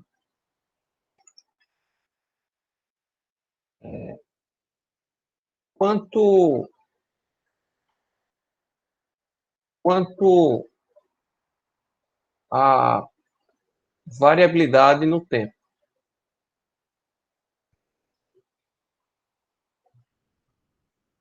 Que eu comentei há pouco, né, com você, mostrando que tem algumas cargas que variam no tempo, né? E aí, ou seja, a gente vai classificar essas ações como ações permanentes, permanentes Deixa eu ver aqui como é que eu chamei no slide. Como é que ele chama na norma? Né? Variáveis.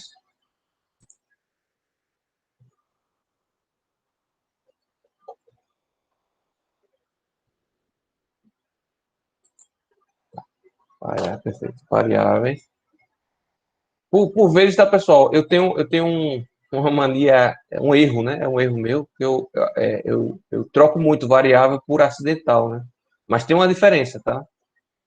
Tem uma leve diferença, tá? Então, você tem as cargas variáveis. E você tem as cargas excepcionais, tá? Excepcionais.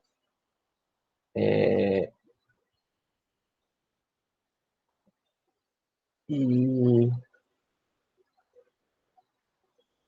basicamente é isso, né? Deixa eu só ver aqui, rapidamente. Dar uma pescada.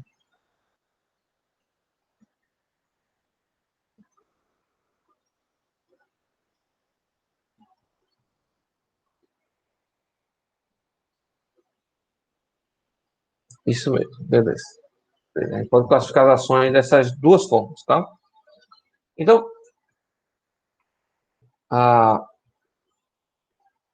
eu vou tentar explicar essas diferenças e a gente termina por hoje, tá? Já está 9h40. Eu acho que eu vou passar, inclusive, um pouquinho das 10.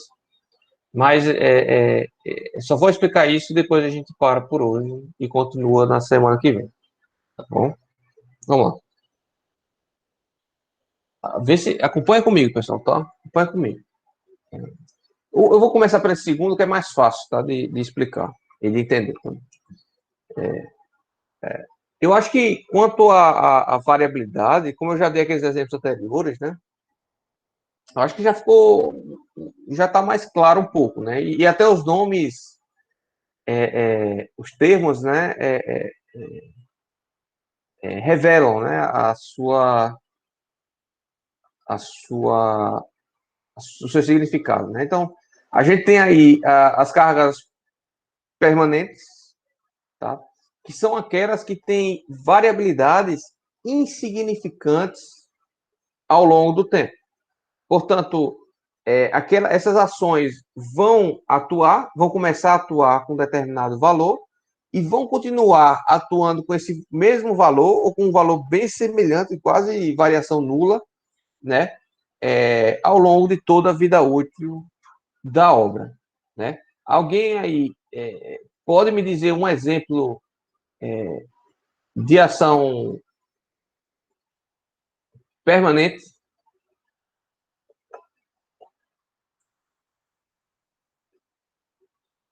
Eu vou O escolher. peso da estrutura. Como é? O peso da estrutura. Peso da estrutura, né? Então, o peso próprio da estrutura, peso próprio, é uma carga que sempre vai estar presente, né? Sempre vai estar solicitando a nossa estrutura. A não ser durante a fase de escoramento, né? Mas durante a fase de escoramento, a nossa estrutura não é estrutura, né? Não está servindo de estrutura. Né? Mas o peso próprio sempre vai estar atuando, perfeito. Mas aí, é bem fácil, permanente é bem fácil de pensar. O que é que seria outra carga permanente que você utilizaria?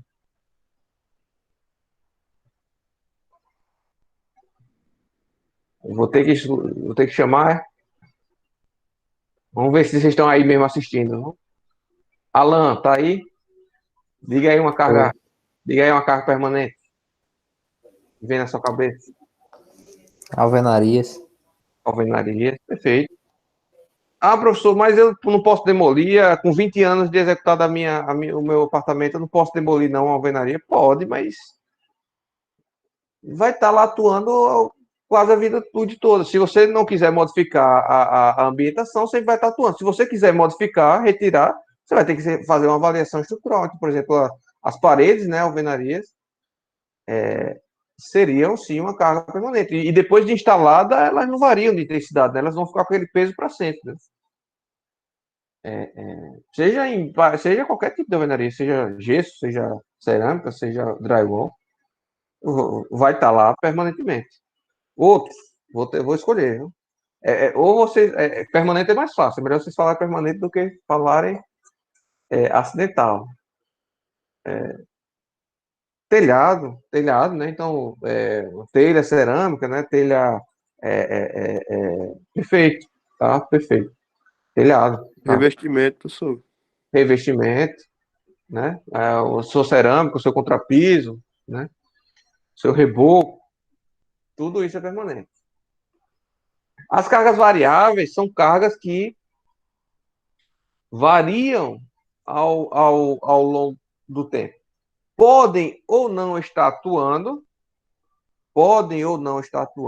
aquela carga variável, e se estiver atuando, pode variar de intensidade ao longo do tempo. Né? Exemplos aí. Já falei um, né? Não vale o vento, né? Vou colocar com vento, não vale. Outra carga. Sobrepeso. Como é? Sobrepeso em geral. Sobrecarga. A gente vai chamar de cargas acidentais, tá? Variação de temperatura. Oi?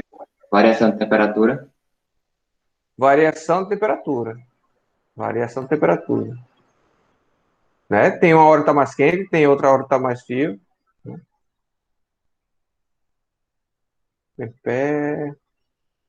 Temperatura. Perfeito. E uma carga excepcional, na opinião de vocês, é o quê? O que é que seria? Você tem a permanente e tem a variável. O que é que seria excepcional?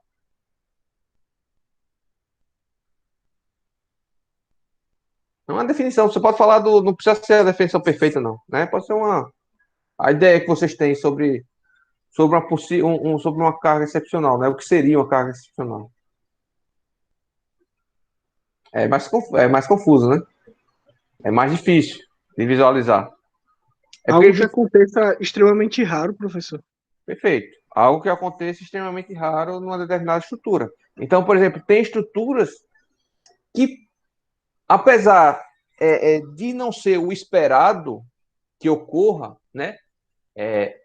Existe uma probabilidade pequena de ocorrer um acidente, uma coisa que já ocorreu em outras épocas, em outras situações, e que a engenharia agora vai, a partir de agora para frente, a gente vai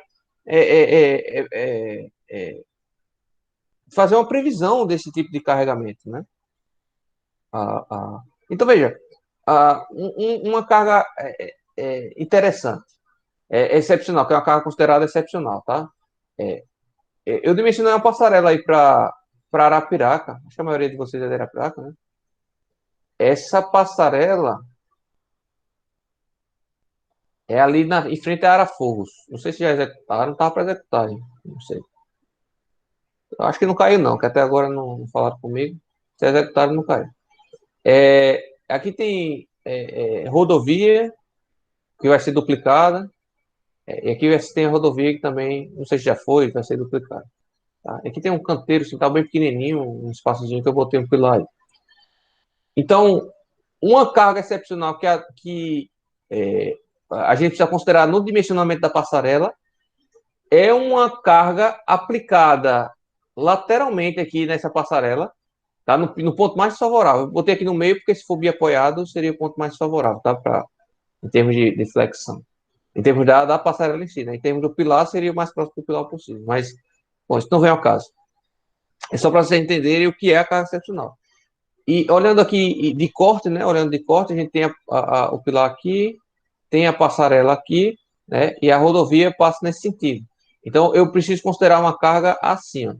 E a norma diz lá qual a intensidade dessa carga que eu preciso considerar, como é que eu devo considerar, tem todas as especificações. Então, eu preciso considerar essa carga P aqui. Alguém imagina o porquê eu tenho que considerar uma carga assim na passarela? Uma carga excepcional, né? Não é vento, não é uma carga excepcional. O que é que poderia gerar um carregamento assim nessa passarela?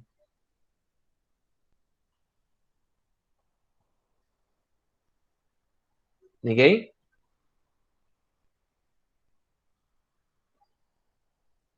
Vão pensando aí, eu vou tirar o compartilhamento um minuto. Vou pesquisar aqui a notícia.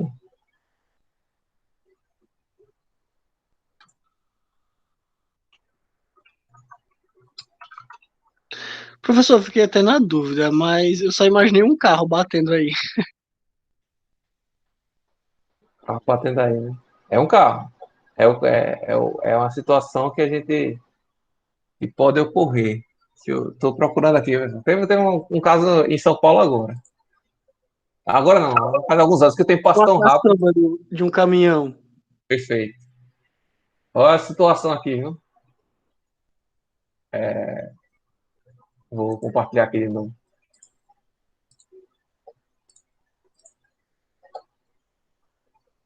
Estão vendo a minha tela já de novo? Opa, tá carregando. Ó, o que acontece, pessoal? O caminhão estava andando com um carro por cima, né? Esse caso era um carro que estava por cima, muito alto, bateu na passarela. Né? Esse é o caso 1, né? Que pode ter ocorrido. A situação que ocorreu em São Paulo foi o caminhão estava andando esqueci o nome agora. É caminhão basculante, né? Daqueles que sobe a, a caçamba, né? E tava com a caçamba levantada. Passou na passarela de São Paulo, levou, foi tudo. Caiu, foi a desespero. Né? Então, essa é uma forma, tá? Não quer dizer que eu quero que vocês saibam cada carga excepcional que precisa ter numa determinada estrutura. Tá? Mas eu estou mostrando para vocês que existem cargas excepcionais que, se você for trabalhar com a estrutura que você desconhece, ou mesmo que seja uma estrutura que você conhece, né, você tem que estar pensando em possíveis eventualidades que podem estar ocorrendo para considerar uma carga. Às vezes, mesmo que você preveja que pode ocorrer um problema, você não sabe também como determinar a intensidade. Né? Esse problema foi um problema que, pelo que eu entendi, ocorre com uma certa frequência e já foi colocado em norma. Você vai considerar uma carga de 10 toneladas, alguma coisa assim parecida. Né? No ponto mais favorável da passarela, que é para quê? Para simular algum caminhão aí batendo, né? Um caminhão que está acima do gabarito máximo, né? De norma, né? Da lei, né? Entenderam, pessoal, a ideia? Existem outros, né? Na passarela mesmo tem outra carregamento excepcional, que seria uma carga. Você tem que considerar uma carga 1 metro, 1,20 m da base do pilar. Se esse pilar tiver uma distância de até X centímetros da rodovia, você precisa considerar essa carga também lateral no pilar. Por quê? Porque esse caso. Aqui tem uma barreira, né? De concreto, pode ser metal. Mas caso o carro bata e passe essa barreira, né? Pule, pode ser que atinja o pilar, né? Então, a norma também pede para considerar isso. Então, cada caso tem pontos, tem outros carregamentos, tem um carregamento de pontos que é questão de navio batendo, né? Nos pilares. Tem, por exemplo, zonas militares, né? Você precisa prever explosões, né? Precisa prever explosões, tá? Então, tem várias, tá? Vamos só dar uma olhada aqui nas definições, tá? Então, ações para se saber a definição oficial, né? Essas definições que eu passo aqui para vocês podem ter alguns deslizes aí, algumas simplificações além da conta, né? Então, vamos olhar aqui as definições oficiais pela norma, tá? Ações que ocorrem com valores constantes ou de pequena variação, perfeita até então que eu falei, né? Em torno da sua média, durante praticamente toda a vida útil da construção. Então, eu acho que eu acertei nisso daí, né? A variabilidade das ações permanentes é medida no conjunto de construções análogas. Perfeito. Ações variáveis, né? Ações que ocorrem com valores que apresentam variações significativas em torno da sua média durante a vida útil. Perfeito. Ações excepcionais. Ações excepcionais são as que têm duração extremamente curta e muito baixa probabilidade de ocorrência durante a vida útil da construção, mas que devem ser consideradas no projeto de determinadas estruturas. Eu acho que ficou coerente com o que eu expliquei agora. Concorda comigo, pessoal? Concordo. Ô, professor, só uma dúvida. Por exemplo, o senhor fez esse projeto. Digamos que para dimensionar essa resistência excepcional, praticamente dobrasse o valor dessa construção. A gente poderia estar deixando de fazer para minimizar o valor?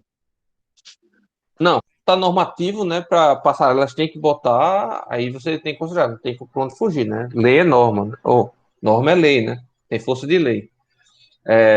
No entanto, se é uma estrutura que não tem preconizado em nenhum canto e só você com precaução está querendo colocar, por exemplo, uma coberta. É uma discussão boa essa daí, tá? Uma coberta. Uma coberta de guarita. Vamos supor uma coberta de guarita ou uma coberta mesmo normal. Aí você tem vigas assim, ó, tá? E aí você tem aqui, sei lá, meio metro. Meio metro. Aí você tem um ralo aqui, né? Aí você tem um ralo, você também tem um drenozinho aqui lateral. Tem várias formas de drenar a água, né? Que possivelmente se cair aqui chuva, né? Drena, tá? E não vai ficar acumulada água aqui. Mas concordo comigo que 50 anos pode ser que em algum caso isso daqui entupa e forme uma piscininha aqui, de 30 centímetros de água. 30 centímetros de água significa 300 quilos por metro quadrado. Tá? 30 centímetros de lambda, 300 quilos. Não é pouca coisa, não. E aí, tem que considerar, ou seja, isso for uma casa de platibanda, que tem toda a coberta, é assim, eu vou considerar uma carga de 300 quilos, toda a coberta vai ficar mais pesada do que o pavimento de utilização. Não é interessante, pessoal, esse tipo de questionamento? Então, a norma de concreto traz o seguinte, olha, se tiver a possibilidade de acúmulo de água, tem que considerar essa carga, mas ninguém considera, não. Não vejo ninguém considerando, não. Pelo menos para a coberta como um todo, não. Se for uma regiãozinha específica, é fácil considerar, porque não vai ter impacto em custos globais, né? Mas você considerar isso na coberta toda, né? É prejuízo, né? Então impacta diretamente no custo, né?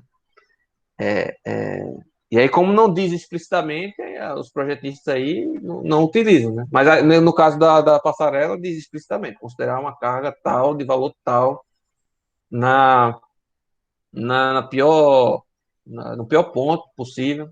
Então, tem lá tudo bem descrito de como considerar. Então, tem que considerar. Agora, como é isso que pega, Jorge. A consideração dessa carga excepcional não é a mesma de uma carga variável e não é a mesma de uma carga permanente. É por isso que a gente separa em cargas permanentes, variáveis e excepcionais. Tá? Então, por exemplo, quando a gente considerar a carga excepcional, eu não preciso considerar as variáveis. Ou eu não preciso considerar as variáveis com as suas intensidades máximas. Eu considero. Aí tem que ver lá como é a combinação. Eu posso dar uma olhada até aqui já, para adiantar. Mas a gente vai ver isso posteriormente no curso. Né? Mas quando eu considero a carga excepcional, ó, quando eu considero a carga excepcional, combinações últimas excepcionais, estou considerando a carga excepcional aqui. Perceba que todas as cargas acidentais, que seriam essas FQs aqui, tá? Depois vocês vão entender melhor isso aqui. Eu vou estar multiplicando por esse psi aqui, ó. E quem é esse psi? É um fator que eu estou reduzindo a carga. E esse psi pode ser 0,8, pode ser 0,6, pode ser 0,5. Ou seja, eu vou considerar, quando eu considerar a carga excepcional, eu vou estar considerando apenas parte das outras cargas acidentais. Entendeu, Jorge? Para minimizar esse custo. Entendo sim, professor.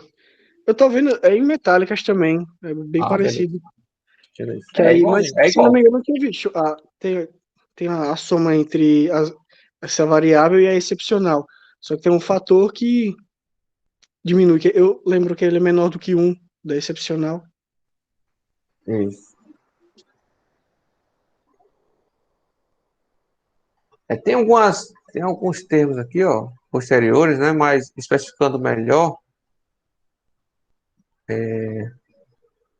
mas eu vou tratar melhor na aula que vem, tá?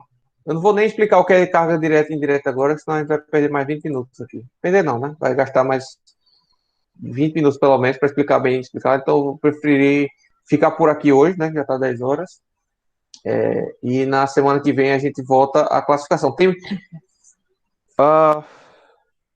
Tem mais uma classificação aqui que eu esqueci de colocar, eu já vou deixar listado, né? Que é para a gente se lembrar. Depois isso aqui vai ficar salvo. Depois eu volto aqui. Que seria uma classificação quanto... Como é que eu vou citar aqui? Quanto à situação de aplicação. De aplicação. Tá? E aí essa aplicação... Cadê eu? Ah, tá. E essa aplicação pode ser normal, uma situação normal de uso da edificação, pode ser uma situação especial ou de construção, ou uma situação... Tem outra, esqueci agora.